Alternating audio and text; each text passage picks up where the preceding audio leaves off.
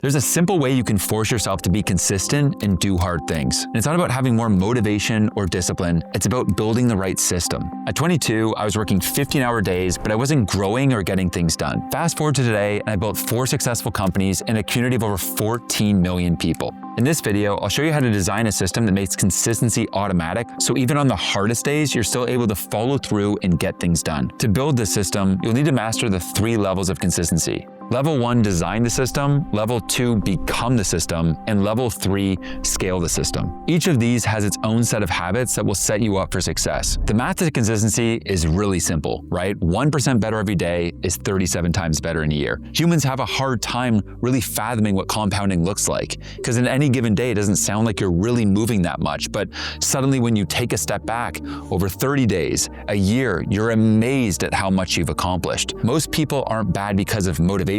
They're bad because of the math, right? When people go and see there's small changes that they're making in the right direction, they get down on themselves because they feel like they should be so much further along in life. The truth is, you're probably just riding out that long, boring, growing slope to gradually really hitting the compounding success you're after. You gotta embrace the gap between where you are now and the effort you're putting in and really hitting that inflection point. If you only remember one thing, it's this: small daily efforts beat massive bursts of effort, right? It's those small daily wins that when you stack that up will build you something you're proud of. Embrace those small wins that you can do now that are in your control, and have trust that when you just stay consistent with that stuff, you'll accomplish great things. The second part of designing your system is engineering your environment. When I first started building my companies, my workspace was chaos. Slack notifications all over the place, my phone constantly buzzing, social media all sprinkled in throughout my day, answering emails 5 times a day. My desk was a mess, my life was a mess. I was using different substances to cope with the stress. The reality is your workplace and your environment is a mess, well, your business is gonna be a mess. If your mind is a mess, your life is a mess. And so you need to go and declutter all of your environment, right? Deletion equals simplification. What I learned over time building businesses is the importance of creating frictionless focus. You want your environment to be incredibly conducive to you just being the best version of yourself. When you look at your bedroom, is it something that's conducive to an amazing sleep at night? When you wake up, do you have your gym clothes packed and ready for that nice morning workout that sets your day off to that winning stride? We create our environments as humans, but those environments also create us. So create your environment intentionally. So here's how you do it. You gotta audit your environment for friction. First things first, look around you. There's probably different aspects on your workspace that are a mess. Clean it up. Think about the core habits and the core things that you're trying to become. Maybe successful in business. Maybe you're trying to be well rested. You want to have good energy. You want to have good health. What are the different things that you can do with your environment that would help make that success inevitable? Step 3 is to plan over your mood. Years ago, I'd wake up and just go with the day and see what the day was gonna bring me. I'd gradually go and make a plan in the morning, roughly of what I wanted to do. And I started to wonder, why did the progress feel so slow? Many days I'd wonder, did I even get anything done? Months would go by and I felt like my life was stalling. What I realized through just some trial and error was that you really win the day the night before. A lot of people think they need motivation to take action, but the truth is that action creates motivation. When you finally just start getting after something, gradually the momentum builds, right? And before you know it, you're hitting goals, you're making strides, things start to all kind of fall into place. The key to executing your plan is really taking that minimum viable action that's gonna move you forward to where you're looking to go. I'll see sometimes someone go and say, I need to write an article tomorrow. Well, that article, as an example, could be broken down into figure out the headline, do the research, make an outline, begin writing the intro, finish the script, edit the script. If we can take a project and break it down into more subtasks, not only does it make it easier to get started, but it also will give you a feeling of momentum as you go through and you check off each of these things. Focus on tasks,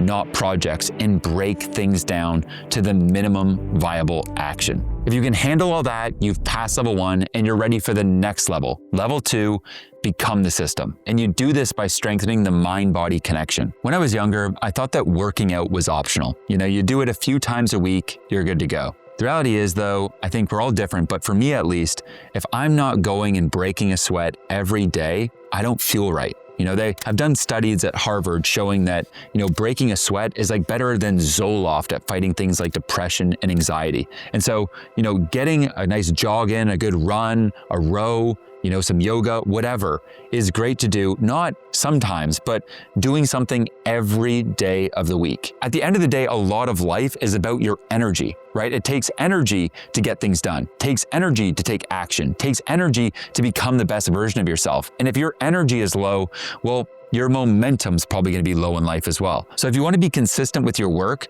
start with your body. You start to feel good, you look good, you're feeling more confident, your self-esteem goes up, and people can tell because your energy in a room is more captivating. You feel confident, right? You're not shying away in a corner.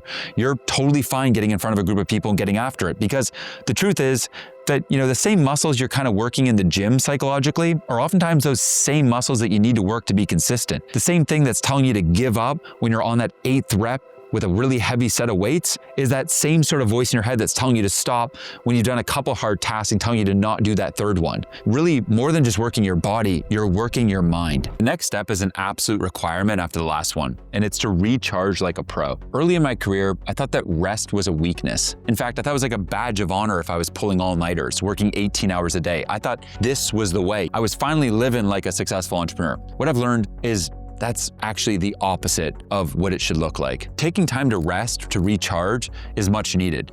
For me, I know one of the most important activities that I can take is every 6 weeks doing a soul trip. Doing some kind of 4 or 7 day little retreat in nature, going for a hike, going snowboarding, going downhill mountain biking, whether it's in the Dolomites, Sequoia, Yosemite, wherever, doesn't matter, but just getting out into nature. Most founders and creators that I know, they treat rest as optional and they self-sabotage themselves. That founder that allows themselves to go and work so hard that they become really hard to be around. They start kind of making a mess in their company, 4 employees quit.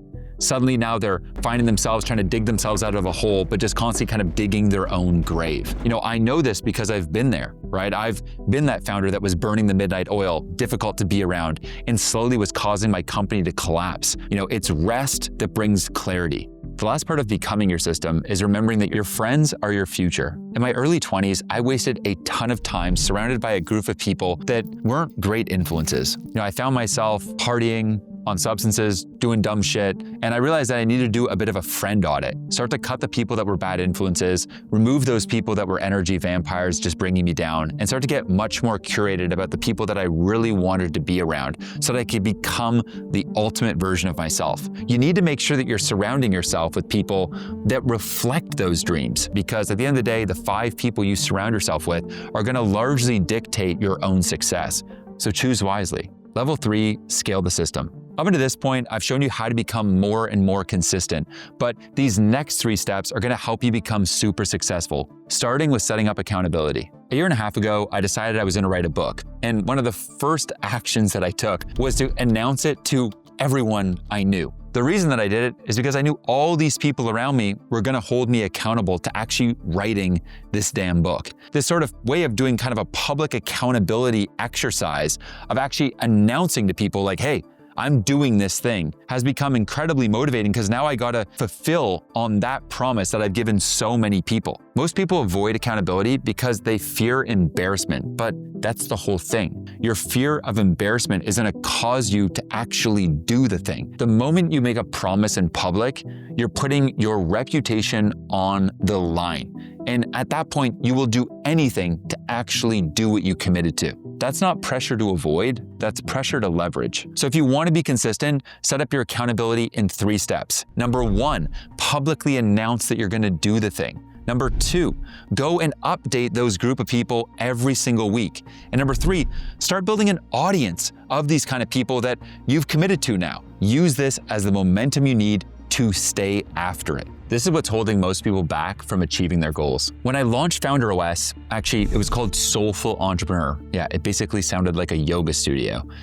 This thing was messy. The site was janked together on Kajabi. The branding was all over the place. The color scheme was ugly as hell. But guess what? I just launched it. Looking back on that experience 4 years ago, I don't regret a thing because it's going and putting yourself out there and launching at 80% that allows you to go and make progress, to learn and then figure it out. That's what allowed me to create the 180 powerful systems that we now offer inside of Founder OS, which is the community of high growth founders that I've created. None of that would have been possible though if I hadn't have just launched the messy first draft. And so in your own life, what does that look like? What's that thing that, you've had it, sitting there in your folders or on your desktop or, in draft mode for far too long? This is your sign to just launch the damn thing. What matters the most is your velocity of learning. Are you putting things out there, getting feedback, incorporating that feedback into what you're doing, learning from it, doubling down, stopping the things that aren't working, and keeping that cycle going? It's the fastest learners that are the biggest winners. Now that you're consistent, well, what do you do with it? You compound it. Over 7 years ago, I struggled with alcohol, drinking at least 4 nights a week. And it had become a pattern in my life, a rhythm that I knew needed to stop. And so sure enough, I got some help, I got a coach, got a therapist, and stacked up 7 days of sobriety, 30 days of sobriety, and then now 7 years. Along that journey, I also started stacking different habits. I started to then journal just a half a page every morning. That then led to 3 pages every morning, and then led me to sharing some of that work onto platforms like Twitter and LinkedIn. That gradually led up to building an audience of over 3.2 million people around my personal brand. And that then led to the creation of Founder OS. I tell you all this, and I'm definitely skipping some of the details just to show you that sometimes it's those most innocent little changes that we make that stack up to create some of the biggest impacts in our lives. And so when I think about going and building leverage these days, one of the most important things that I do is 4 hours of founder flow every single morning. Now, for you, what you want to think of is, what's that big thing that you're trying to get done in your life, and then break it down to what you need to do today to get there. The biggest mistake that a lot of founders make, though, is that they view consistency as a daily grind, when it is the consistent actions that you take daily that really create the person you're trying to become. Discipline builds momentum, but leverage builds freedom. And when you combine both, you stop working for your consistency and your consistency starts working for you. I went and created a comprehensive guide called Consistency OS, so in the next 30 days, you could go and master consistency in your life and business. If you're interested in going and checking that out, go get it for free via the link in the description. It's a free guide that's gonna help you, your team, become way more consistent day after day. If you like this video, don't forget to like and subscribe, and go and watch this video, which is how I build a business that runs without me.